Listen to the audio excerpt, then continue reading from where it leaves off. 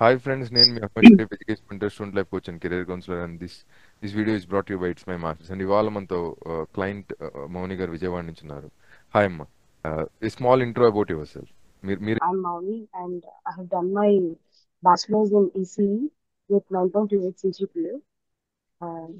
ఒక 2 years gap ఉంది. ఆ తర్వాత నేను మాస్టర్స్ చేయాలని ఫిక్స్ అయ్యి నేను నెక్స్ట్ మా మాస్టర్స్ వాళ్ళని అప్రోచ్ అయ్యాను. So it's my masters first అసలు మీరు ఎలా తెలుసుకున్నారు అండ్ అప్రోచ్ అవ్వడానికి రీజన్ ఏంటి? ఫస్ట్ ఆఫ్ ఆల్ నేను యూట్యూబ్ లో testimonials and other videos shorts అన్ని చూసాను.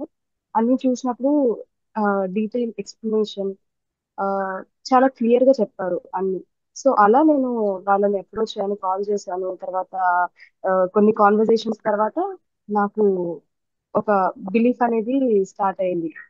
ఆ, వాళ్ళు ఎథిక్స్ తో వర్క్ చేస్తారు అనే ఒక కాన్ఫిడెన్స్ నాకుంది. So that's how the journey started with IIM. Journey start అయిన తర్వాత it almost 1 year, like we travel almost ఒక 1 year టైం. ఎస్. సో మీరు ఫస్ట్ అంటే ఇప్పుడు కొత్తగా మనకి ఏపీఎస్ వచ్చింది. చాలా మంది ఏమనుకుంటారంటే మనం ఏపీఎస్ అప్లై చేసుకోవచ్చు అని అనుకుంటారు. అవును, చేసుకోవచ్చు, తప్పేం కాదు. కానీ పొరపాటు జరిగితే ఎంత ప్రాబ్లం అవుతుంది ఏపీఎస్ లో అన్నది మీకు ఒక ఎక్స్పీరియన్స్ ఉంది. సో ఏపీఎస్ మనం ఎందుకు జాగ్రత్తగా అప్లై చేయాలనేది మీరు ఎక్స్ప్లెయిన్ చేస్తే ఇంకా స్టూడెంట్స్ కి బెటర్ గా అర్థమవుతుంది. ఆ పొరపాటుని రెక్టిఫై చేయడానికి ఎంత టైం పట్టిందో కూడా మీరు చెప్తే they will understand the importance of applying it properly. APS అనేది చాలా మేజర్ రోల్ ప్లే చేస్తుంది హోల్ అప్లికేషన్ లో. మనం స్టార్టింగ్ యూనివర్సిటీకి అప్లై చేసే ముందే ఏపీఎస్ మ్యాండేటరీ కాబట్టి అది అప్లై చేసేటప్పుడు చాలా కేర్ఫుల్ గా ఉండడం మంచిది. నా కేసులో ఏంటంటే నాకు 6 సెమిస్టర్స్ వరకు కాలేజ్ నేమ్ ఒకటి ఉంది and 7, 8 semesters college name change అయింది. అండ్ కాలేజ్ నేమ్ కి స్టార్టింగ్ ఒక 2 లెటర్స్ యాడ్ అయ్యాయి. దాని వల్ల ఇంపాక్ట్ ఏంటంటే నాకు ఏపీఎస్ లేట్ గా వచ్చింది. సో ఏపీఎస్ లేట్ అవుతుంది అంటే మనం అప్లై చేయడానికి ఛాన్సెస్ కూడా తగ్గుతూ ఉంటాయి. సో ఏపీఎస్ అనేది చాలా మ్యాండేటరీ. దాంట్లో కూడా అప్లికేషన్ ఫిల్లింగ్ టైంలో కూడా చాలా కేర్ఫుల్ గా ఉండడం అనేది ఇంపార్టెంట్. మనకి ఆ థింగ్ ని రెక్టిఫై చేయడానికి ఇట్ టుక్ సమ్ టైం కదా. అంటే ఆ, ఏదైనా sudden how much time it took extra అంటే. నా ఫ్రెండ్ కూడా అప్లై చేసింది, చాలా క్విక్ గా వచ్చింది. సో నా కేసులో ఏంటంటే almost it took 3 months APS రావడానికి.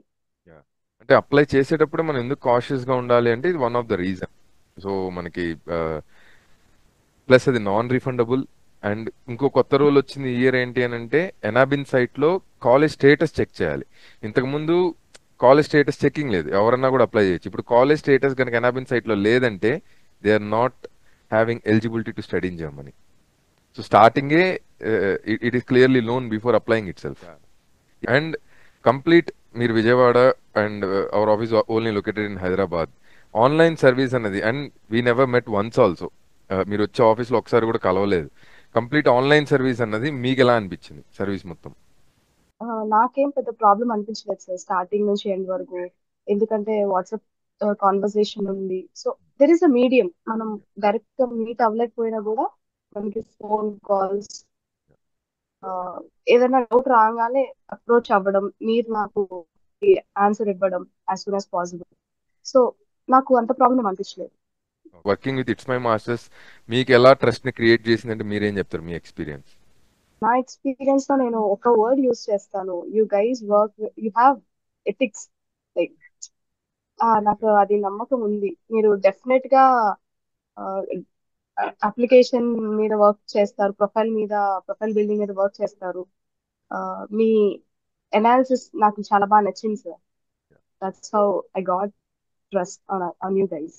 థ్యాంక్స్ అలాట్ అమ్మా. And we are educational mentors and we are different from consultants. So did you find the difference? అంటే మనం ఆఫ్ కోర్స్. నాలెడ్జ్ ట్రాన్స్ఫర్ చేసాము, స్వాట్ అనాలిసిస్ చేసాము, లైఫ్ ట్రాన్స్ఫర్మేషన్ గోల్ కార్డ్ అనేది discuss చేస్తాము, and will have a call and shortlisting of courses చేస్తాము. It's each step కి మళ్ళీ టైం తీసుకుంటాం కదా. Does really it made a difference in your life? Of course. దానివల్ల నాకు చాలా మంచి ఇంపాక్ట్ ఉంది సార్. అంటే మనం మన ఇండియన్ కల్చర్ లో ఏంటంటే ఒకటి స్టార్ట్ చేసి అంటే బీటెక్ స్టార్ట్ చేసి మన ప్యాషన్ ఏంటి, మన గోల్స్ ఏంటి అని మనం ఫైండ్ అవుట్ చేస్తూ ఉంటాం. యాక్చువల్లీ అది ముందు చేయాలి.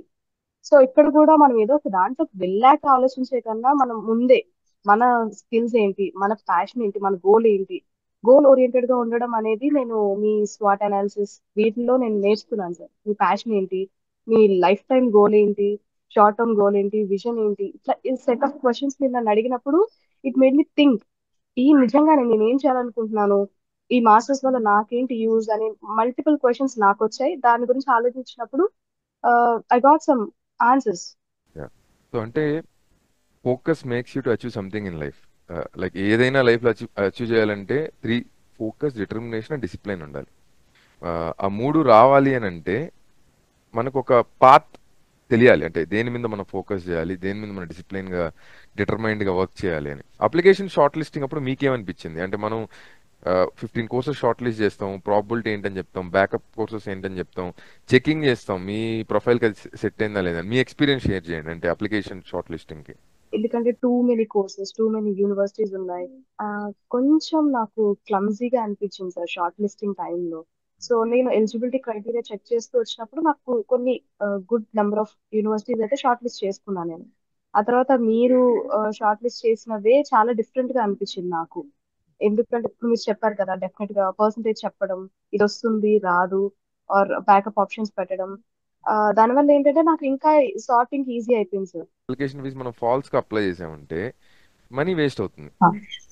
So yes sir. 15 అప్లికేషన్స్ అన్నవే ఇట్స్ ఎ బిగ్ నెంబర్. మీకు అప్లికేషన్స్ మనీ కూడా ఖర్చు అవుతుంది. మన ఆఫ్ కోర్స్ మన సర్వీస్ ఫీస్ తీసుకున్నాక ఫ్రీ అప్లికేషన్స్ కి free, we don't charge anything for that. 15 applications మనం అన్నది approximately you would spend around 30 to 40, depends మీకు ఎన్ని నెంబర్ ఆఫ్ షార్ట్ లిస్టింగ్ లో ఫ్రీ వచ్చాయి, ఎన్ని యూనివర్సిటీకి వచ్చాయి, ఎన్ని ఓన్ పోర్టల్కి వచ్చాయి. Various factors included to get that number. 40,000 is not a small number for applying for applications కదా, which goes to German universities. So ఈ ఎస్ సార్. ఈసీటీఎస్ మనం ఈసీటీఎస్ వెరిఫై చేసుకొని దాని తర్వాత ప్రాసెస్ లో మీకు ఇన్వాల్వ్ చేయడము, మీకు ప్రాసెస్ లో ఇన్వాల్వ్ అయ్యి వర్క్ అవడం ఎలా అనిపించింది? పర్సనల్ గా నాకు అది బాగా నచ్చింది సార్. ఎందుకంటే అది నేను ఇంకొకరిని గైడ్ చేసేలా ఉంటుంది సార్. నేను ప్రాసెస్ లో ఇన్వాల్వ్ అయినప్పుడు నాకు ఒక ఎక్స్పీరియన్స్ వస్తుంది. అసలు బ్యాక్గ్రౌండ్ లో ఏం జరుగుతుంది అనేది నాకు తెలియడం కూడా ఇంపార్టెంట్ కదా సార్. అవును. సో ఆ ఆస్పెక్ట్ లో చూస్తే డెఫినెట్ గా నాకు నచ్చింది సార్ అట్లా ఇన్వాల్వ్ అవ్వడం. అండ్ ప్రతిదీ from the start to end ప్రతి దాంట్లో నేను ఇన్వాల్వ్ అయ్యాను. మెయిన్లీ కోర్స్ షార్ట్ లిస్టింగ్ టైంలో and starting profile evaluation, swat analysis. So pre admission process వరకు ఒక journey, and post admission process ఇంకొక జర్నీ. అండ్ పోస్ట్ అడ్మిషన్ కూడా ఇప్పుడు మనం జనరల్ గా జూన్ కంతా మన ఫండ్స్ రెడీగా ఉండాలి. స్లాట్స్ కూడా ఏంటంటే ఎర్లీ అడ్మిషన్ వచ్చిన వాళ్ళకి గోల్డెన్ ఆపర్చునిటీ, స్లాట్ ఈజీగా దొరుకుతుంది.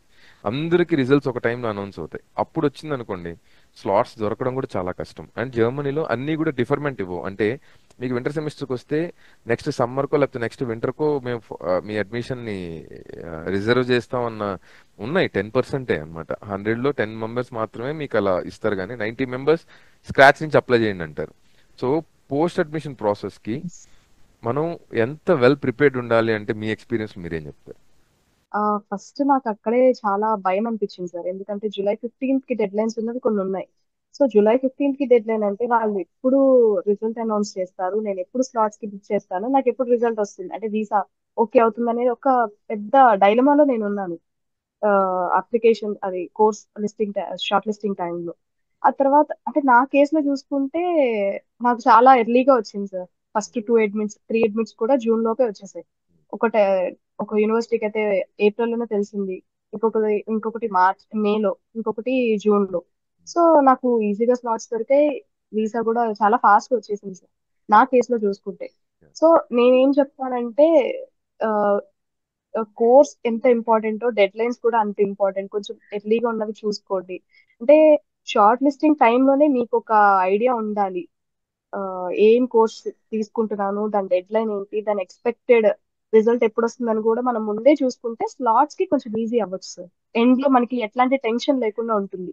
అవును. అంటే రిజల్ట్ కూడా ఇట్ డిపెండ్స్ అమ్మా. అంటే మనకి 22 టైం ఉన్నా కానీ జర్మన్ యూనివర్సిటీ ఇష్టం అది. వాళ్ళు ఎప్పుడు అనౌన్స్ చేస్తారు, యూజువల్లీ దే స్టార్ట్ అనౌన్సింగ్ ఇప్పుడు మార్చివి, they start announcing in May, sometimes they give in April also, sometimes they give in June. So well ya. Planned గా లేకపోతే చాలా కష్టం. And yes sir. యూజువల్ గా students ఎప్పుడు process start చేసుకుంటే బాగుంటుందంటే మీ ఒపీనియన్ అంటే మీరేం చెప్తారు? ఒక 10 months కంప్లీట్ గా ఉంటే సరిపోతుంది సార్. ఏపీఎస్ కి ఈ కోర్స్ షార్ట్ లిస్టింగ్ కి మనం అప్లై చేస్తాము. ఆ రిజల్ట్ కోసం వెయిట్ చేస్తాము, వీసాకి బుక్ చేసుకుంటాము. సో ఓవరాల్ గా ఒక 10 months అనేది మంచి టైం పీరియడ్ అంటే సార్. మన చేతిలో ఏపీఎస్ ఉంటే మీరు అన్నట్టు 10 months will be very perfect. APS తో వచ్చిన తర్వాత నుంచి 10 months is very good time. But usual గా 3-2 లో స్టార్ట్ చేస్తే బెటరా, 4-1 లో స్టార్ట్ చేస్తే బెటరా, 4-2 లో స్టార్ట్ చేస్తే బెటరా? మీ ఒపీనియన్ ఏంటి? 4-2 లో అయితే బెటర్ సార్, అన్ని డాక్యుమెంట్స్ మన దగ్గర ఉంటాయి కాబట్టి నేను అంటే అనుకుంటున్నాను. ఏపీఎస్ కి 2 సెమిస్టర్ సర్టిఫికేట్స్ ఉంటేనే స్టార్ట్ చేయొచ్చు యూజువల్లీ. మనం ఓకే. కొత్త ఓకే. రూల్, ఇంతకు ముందు అయితే 7 సెమిస్టర్స్ ఉంటే గానీ మనం అప్లై చేయలేం. And yes. 4-1 అంటే 3-2 ఎండ్ అయిపోతుంది. 4-1 is also a very good time. అంటే ప్రాపర్ మెంటరింగ్ తీసుకొని వాళ్ళకి ప్రొఫైల్ ఇంప్రూవ్ చేసుకునే ఆపర్చునిటీ. అంటే ఇంకా థీసిస్ రాసుంటారు, మనం జర్మన్ లో ఎలా థీసిస్ రాస్తారో కూడా మనం గైడ్ చేసి వాళ్ళు అదే వాళ్ళ బ్యాచిలర్ లో వాళ్ళు ప్రాక్టీస్ చేస్తే వాళ్ళకి అక్కడ ఈజీ అవుతుంది. అండ్ పేపర్స్ లేవనుకోండి, ఒక సైంటిఫిక్ పేపర్ వాళ్ళ ప్రొఫైల్ ఎలా పెంచుకోవాలి, ఆ, వాళ్ళకి కనుక ఈ సఫిషియెంట్ ఈసీటీఎస్ వాళ్ళకి లేవు, వాళ్ళకి నచ్చిన వాళ్ళు ఏదో ఒక డిజైర్డ్ కోర్స్ చదవాలనుకుంటారు, ఇప్పుడు వాళ్ళ డిగ్రీలో కనుక అవి లేవనుకోండి, ఆ ఈసీటీఎస్ లో ఉన్న ఎలెక్టివ్స్ ని ఎలా తీసుకోవాలి.